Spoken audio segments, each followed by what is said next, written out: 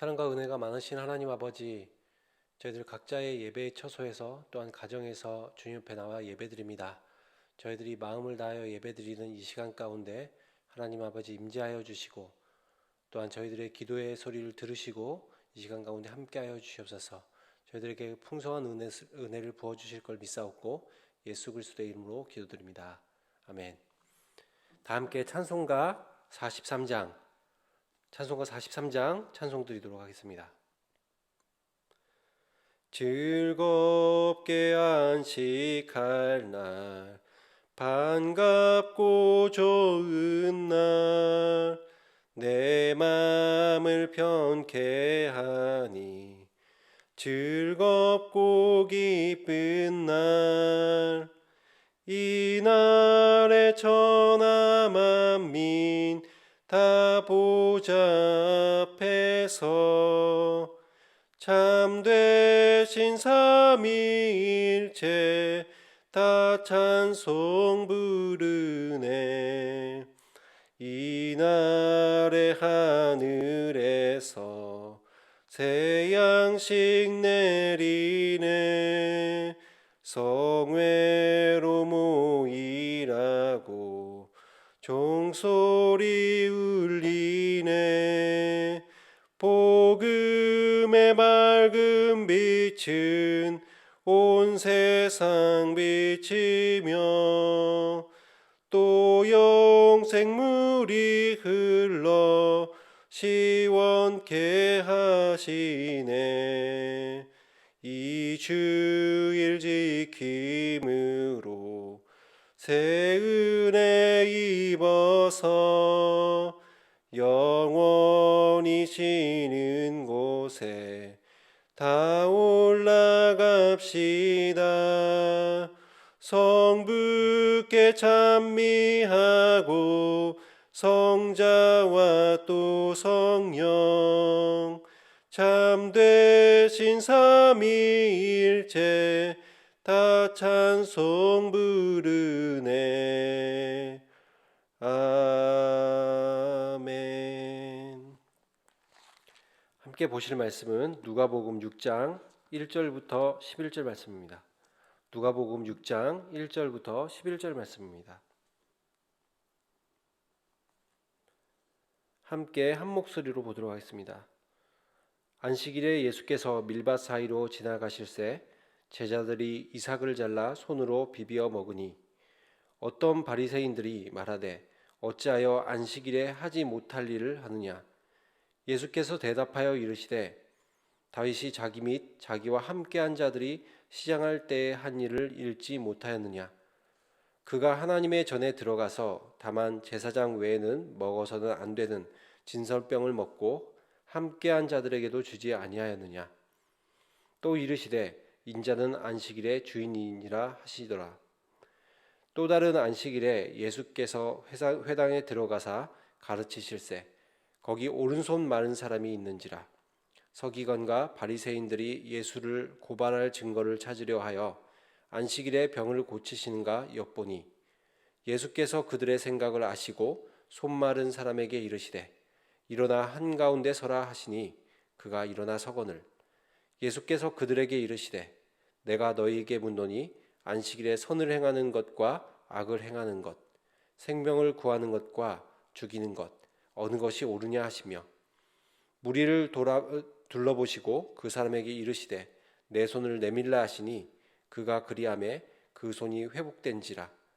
그들이 노기가 가득하여 예수를 어떻게 할까 하고 서로 의논하니라.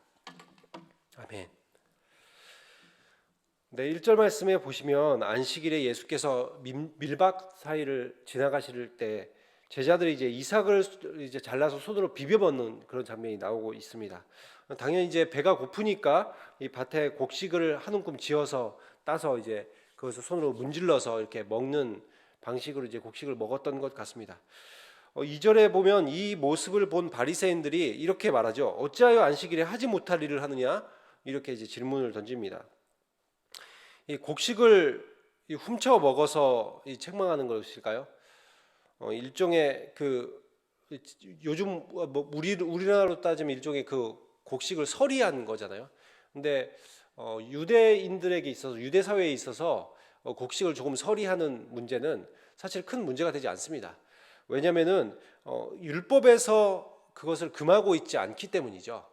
레위기 23장 22절 말씀해 보면 오히려 이렇게 얘기하고 있습니다. 농부들에게 이야기하기를 곡식의 약간 일부는 이제 흘리기도 하고 또한 그 밭의 일부는 아예 거기서 이제 곡식을 추수하는 것조차도 하지 말라고 이야기하면서 그것이 그래서 이 가난한 사람들에게 필요를 채울 수 있는 것이 되게 하라는 이제 말씀이 나오고 있습니다. 그래서 누구든지 이 길거리를 지나가다가 배가 고프면 사람들이 와서 그 곡식을 서리해 갈 수 있도록 누구나 따서 먹을 수 있도록 하는 것이 오히려 유대 사회의 어떤 하나님께서 주신 율법이었습니다. 그렇기 때문에 이 곡식을 먹는 것은 책망의 거리가 되지 않았던 것이고 이들에게 지금 문제가 된 것은 이제 그것을 안식일에 일을 했다라는 것이 문제가 되었는데요. 율법에 보면 이제 안식일을 기억하여 거룩하게 지키라라는 계명이 있죠. 그 10계명의 4계명에 보면 안식일을 거룩하게 지키라 이런 말씀이 있습니다. 그런데 이제 유대 율법학자들은 이 계명을 제대로 지키려고 하다 보니까 이제 세부적인 그런 규정까지 만들기에 이르렀는데요. 안식일을 단지 거룩하게 지키다. 그럼 그 거룩하게 지키기 위해서 우리가 어떻게 해야 되겠냐? 그래서 여러 가지 그 세부적인 규정들을 이 목록들을 쭉 만들었다는 것이죠. 그래서 이대로 우리들이 해야 됩니다라는 것들이 있었는데 이 안식일에 해도 되고 하면 안 되는 그런 행위들을 쫙 나열했다는 거예요. 예를 들어서 지금도 유대 사회에서는 유대인들이 사는 마을에서는 이런 것들을 많이 지킵니다. 그래서 예를 들어 주일날 뭐 몇 킬로 이상 걸으면 안 된다든지 아니면 엘리베이터나 초인종 같은 거 버튼을 누르는 것조차도 일이 되어서 주일날 안식일 날에는 그것을 이제 못하게 하는 그런 세부적인 규정들이 있다는 것이죠. 근데 이 당시에도 마찬가지로 이 안식일을 지켜야 되는 세부 규정들에 의하면 물론 이것은 하나님께서 주신 규정이라기보다는 유대 사회 랍비들이 만들어낸 세부 규정들입니다. 전통이고 그들이 지켜오고 있는 어떤 관습 같은 것인데 그들에 의하면은 이 제자들의 행위는 지금 이 세부 규정 이 전통에 의하면은 지금 제자들이 했던 것은 추수나 탈곡 행위에 해당되는 일종의 노동이 되는 거죠. 그래서 주일날 안식일날 일을 하면 안 되기 때문에 이들이 지금 일을 했다라는 측면에서 지금 이들을 지금 꾸짖고 있는 것입니다. 이에 대해서 예수님께서 3절에 보시면 바리새인들의 그런 어떠한 그 제자들에게 던졌던 질문에 대해서 이 다윗 이야기 사무엘상 21장에 나온 사건입니다. 그 사건을 근거로 이제 제자들을 변호해 주시는 장면이 나오고 있는데요. 이것은 이제 다윗이 사울에 의해서 사울 때문에 이제 사울에게 쫓겨갈 때 있었던 일입니다. 그래서 너무나도 급히 달아나는 와중이었고 그렇기 때문에 특별한 무기도 없었고 또한 먹을 것조차도 또한 노잣돈조차도 챙기지 못한 상황에서 급히 가야 됐습니다. 그러나 그가 어떤 마음에서 성전을 드렸는지 모르겠지만 하나님의 뜻을 물으려고 했던지 아니면 너무나도 급한 마음에 하나님을 찾고자 했던지 잘 모르겠습니다. 아무튼 어떤 마음에 찾았는지 모르겠지만 성전을 들려서 거기서 이제 뭐 성전을 잠시 들렸다 가는 그런 시간들이 있었는데 그때 너무나도 이제 배가 고파서 제사장에게 요청을 했던 것 같습니다. 그래서 뭐라고 얘기하냐면 먹을 것이 있으면 혹시 여기 먹을 것이 없습니까? 라고 물었던 것이죠. 근데 때마침 그 성전에는 그 하나님의 예배를 드리는 처소에는 먹을 양식들이 일부가 있었는데 그거는 그냥 일반인들이 먹을 수 있는 게 아니라 진설병이라고 해서 하나님의 그 전 앞에 올려드리다가 이제 물려놓은 떡입니다. 그래서 이제 제사장들만 먹을 수 있는 그런 떡이었죠. 그래서 그 떡밖에 없었기 때문에 사실은 일반인들이 먹을 수 없는 거니까 율법에 의하면 절대로 주면 안 되는 떡에 해당되는 것이죠. 그럼에도 불구하고 이 당시의 제사장은 율법의 형식보다는 율법의 정신을 읽을 줄 아는 사람이었기 때문에 단지 문자적으로 이것이 율법에 있으니까 안 된다가 아니라 정말 이 율법의 정신을 잘 알고 오히려 다윗과 또한 그와 함께한 부하들에게 떡을 나누어 주는 그런 사건이 이제 기록되어 있습니다. 우리들이 이 성경을 통해서 보게 되는 이 율법, 하나님의 말씀은 사람들이 하나님의 말씀대로 살아가게 하기 위해서 율법이 있는 것이지 오히려 이 율법을 통해서 사람을 어렵게 만들고 속박하게 하기 위함이 아니라는 것을 우리들이 기억할 필요가 있는 것이죠. 오히려 배고프고 줄인 자들에게 먹을 것을 제공하는 것이 진정한 안식이 아닐까라고 우리들이 말씀을 통해서 보게 되는 것입니다. 그렇기 때문에 예수님께서도 이 사건을 들어서 마가복음 2장 27절에 같은 이 밀밭 사건, 이 안식일에 대한 이 논쟁 사건에서 이렇게 말씀하십니다. 안식일이 사람을 위하여 있는 것이요 사람이 안식일을 위하여 있는 것이 아니니. 이 사람이라는 존재가 내가 안식일을 지키기 위해서 존재하는 게 내가 존재하는 게 아니고 나를 위해서 안식일이 있다라고 하나님께서 말씀하셨다는 것이죠. 사람을 위해서 안식일이 있다. 하나님께서는 우리들에게 진정한 안식을 주기를 원하십니다. 그래서 5절에도 보면 이런 말씀이 나와 있죠. 인자는 안식일의 주인이라. 안식일의 주인이신 주님이 이 제자들의 행동에 대해서 보증을 해주시는 것이고요. 또 안식일의 주인이신 주님이 이 사람들이 진정으로 이 안식의 의미를 알기를 원하셔서 이 말씀을 또 주시고 있으십니다. 그러면서 이 안식일이 단지 어떤 계명이기 때문에 우리들이 지키는 것, 하나님이 지키라고 했으니까 지키는 것이 아니라 또 결코 이 지키기 어려운 규율과 형식에 매이기 위해서 안식일을 주신 것이 아니라 안식일은 우리들이 하고 있는 일상을 중단하고 또 하나님께 더욱더 집중함으로 인해서 하나님과 친밀한 교제의 시간을 갖는 시간입니다. 그리고 그를 통해서 정말 주님께서 진정으로 우리에게 주시고자 하셨던 안식, 그런 영적이고 육체적인 그런 치유와 회복이 일어나는 시간이 그런 때가 안식의 시간인 것이죠. 그리고 이런 정신으로 아까도 말했던 그 제사장도 그렇게 행했던 것이고, 또한 주님도 그런 의미로 제자들이 지금 배고픔과 굶주림 가운데 있을 때 그것이 죄를 범한 것이 아니라는 말씀을 우리들에게 주시고 있는 것입니다. 이 비슷한 이 안식일의 논란으로 다음 사건이 이제 오른손 마른 사람의 치유 사건이 나오는데요. 6절에 보면 이렇게 말하고 있죠. 주님이 안식일에 회당에서 가르치실 때 이 손이 불편한 한 손 오른손이 이제 불편한 사람이 있었다는 거죠. 근데 7절에 보시면 이 서기관과 바리새인들이 예수를 고발할 증거를 찾고자 해서 안식일에도 병을 고치는가 이거 보고 있었습니다. 이게 비슷한 사건이죠.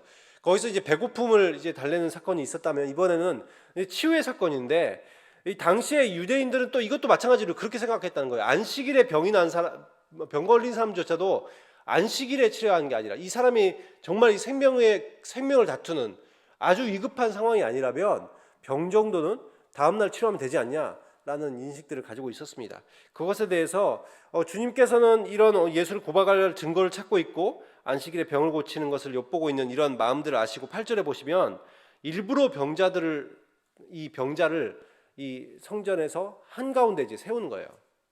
회당에서 한가운데 세우는 거예요. 그래서 9절에 보면 이 주님이 물으시죠. 안식일에 선을 행하는 것과 악을 행하는 것, 그리고 생명을 구하는 것과 죽이는 것 어느 것이 나으냐. 이 선을 행하는 것, 악을 행하는 것 어떤 게 낫겠습니까? 당연히 선을 행하는 것이 낫고, 또한 이 사람을 생명을 구하는 것, 살리는 것 비교할 필요가 없죠. 당연히 살리는 것이 낫습니다. 근데 주님이 안식일의 의미에 대해서 지금 다시 한번 말씀하시는 것이죠. 안식일의 의미, 안식일이 어떤 날이 되어야 되느냐. 안식일은 선을 행하는 날이 되어야 되죠. 생명을 살리는 날이 되어야 됩니다.